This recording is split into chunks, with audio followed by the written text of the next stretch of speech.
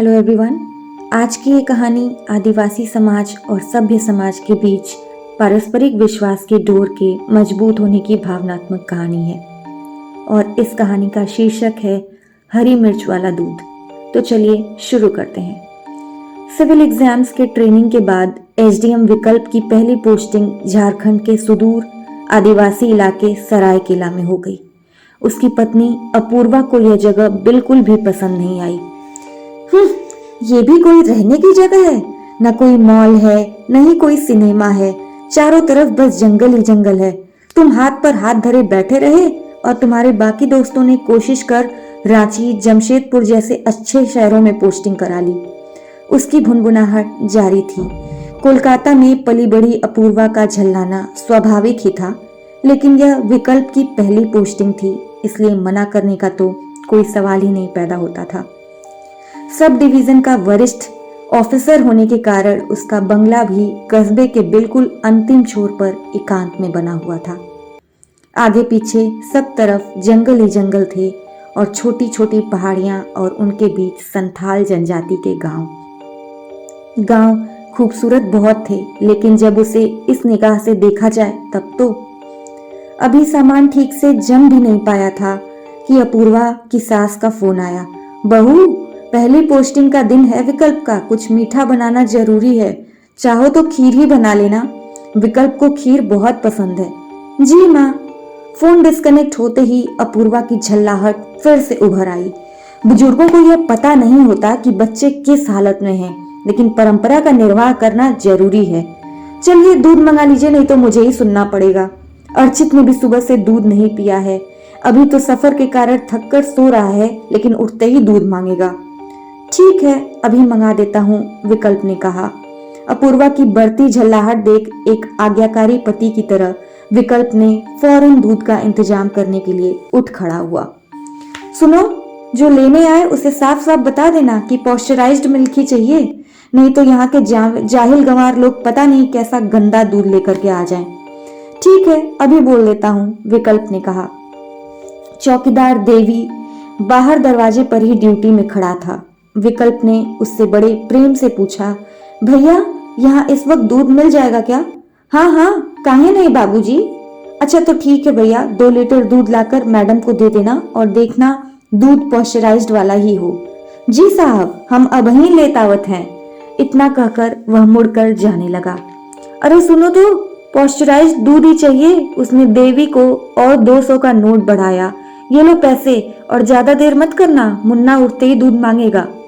अरे साहब, ये पैसे की कौनो जरूरत नहीं, हम ले ताइब। आप आजे तो आए हो, आज तो आप यहाँ के अतिथि हो और अतिथि की सेवा करना तो हमारा धर्म है। अभी वह आगे कुछ कहता तब तक देवी वहां से जा चुका था। चलो आएगा तो पैसे दे दूंगा, यह सोचकर विकल्प ऑफिस के लिए निकल गया। ऑफिस में आज पहला ही दिन था, इसलिए मिलने जुलने का कार्यक्रम लगातार चल रहा था कि तुरंत अपूर्वा का फोन आया। मैंने आपसे कहा था ना कि पॉस्चराइज्ड मिल्क ही मंगवाना। हाँ, मैंने देवी को बता दिया है, विकल्प ने तुरंत अपना पक्ष रखा। अब अपने चौकीदार देवी का कारनामा सुनो। वह पता नहीं कहां से एक पुराने पिचके से बर्तन में खुला हुआ दूध ले आया है। उसने जरूर पैसे मारने के लिए किसी सड़क छाप दुकान से दूध खरीद लिया होगा। विकल्प ने उसे बताना चाहा कि पैसे तो उसने लिए ही नहीं है, लेकिन गुस्से में आग बबूला अपूर्वा ने सुना ही नहीं। उसका बोलना जारी रहा। और यही नहीं, महाशय दूध में हरी मिर्च भी डालकर लाए हैं। मैं तो इन गंवारों के बीच रहकर कुछ ही दिनों में पूरी तरह पागल हो जाऊंगी। विकल्प ने मौके की नजाकत को समझते हुए अपने अर्दली से पूछा कि आसपास कहीं पॉस्चराइज्ड दूध बिकता है तो 2 लीटर मंगवा दें, लेकिन आज उसकी किस्मत ही खराब थी। अर्दली ने बताया कि शहर से मात्र एक गाड़ी सुबह सुबह बोतल बंद दूध लेकर आती है, लेकिन अब दोपहर हो चुकी है और इस इलाके में इस समय ऐसा दूध नहीं मिल सकता। वह घर पहुंचा तो भूख से बेहाल होकर अर्चित रो रहा था। अरे यह रो क्यों रहा है? विकल्प ने उसे पुचकारते हुए अपूर्वा से पूछा। दूध पीने के लिए रो रहा है, अपूर्वा का टका सा जवाब आया। तो दे दो, देवी का लाया हुआ दूध तो होगा ना? वही गंदा सा दूध दे दूं जो पुराने पिचके हुए बर्तन में वो लाया है, हरी मिर्च डालकर? उसने घूर कर विकल्प को देखा। अरे तो क्या दिक्कत है, हम भी तो ऐसे ही दूध पीकर बड़े हुए हैं। ऐसा अनहाइजीनिक दूध पिलाकर उसे बीमार करना है क्या? इस खिचखिच से विकल्प का मूड भी अब तक खराब हो चुका था। उसने चौकीदार देवी को बुलाकर थोड़ा सख्त लहजे में पूछा, मैंने तुमसे पॉस्चराइज्ड दूध लाने को कहा था ना, तुम यह दूध कहाँ से ले आए? साहब, यह वही दूध तो है, पछाही भैंस का दूध, हम अपने घर से लाए हैं। हमारी औरत मुन्ने की खातिर ताजा ताजा दूध अपने हाथ से दूह के दीन है। उसकी बात सुनकर विकल्प को हंसी आ गई और वह समझ गया कि देवी पॉस्चराइज्ड को पछाही समझ रहा है।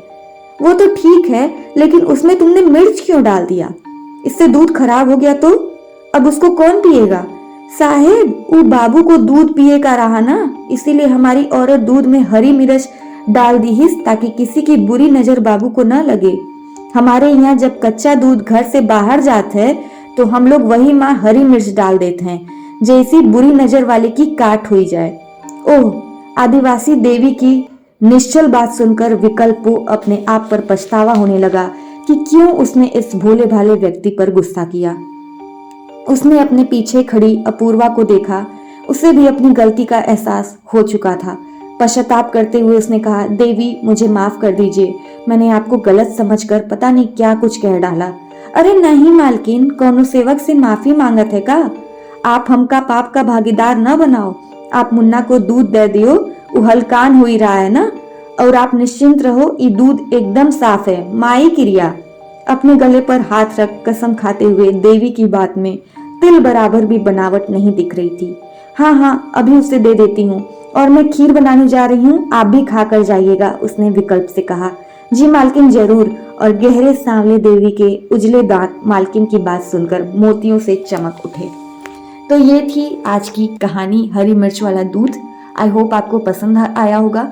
ये कहानी मैंने दैनिक जागरण न्यूज़पेपर में पढ़ा तो मुझे काफ़ी अच्छा लगा, तो मैंने सोचा कि ये आप लोगों के साथ शेयर करना चाहिए। कहानी अच्छी लगी हो तो मैं आपसे रिक्वेस्ट करूँगी कि वीडियो को लाइक करिएगा, फ्रेंड्स को भी शेयर करिए, और जिन्होंने भी मेरे चैनल को सब्सक्राइब नहीं किया है उनसे एक छोटी सी रिक्वेस्ट है कि मेरे चैनल को सब्सक्राइब जरूर करें। Thank you so much.